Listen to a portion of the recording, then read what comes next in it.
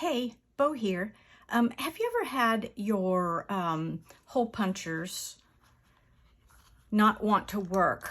I've had some where I go to click and it just takes all the force I can to get it to go through, and then I've even had them get stuck shut. And I was at paper stores once and I was looking for a new pair and I thought I needed a better pair. And the store manager there, who's so much help all the time, told me you probably just need to sharpen them.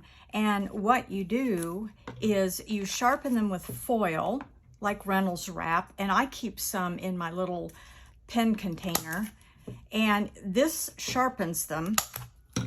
And then the wax paper kind of slickens them up a bit. And just do that a few times, maybe 3 to 5 times on each. And you'll be surprised. You give it a try and this works wonders.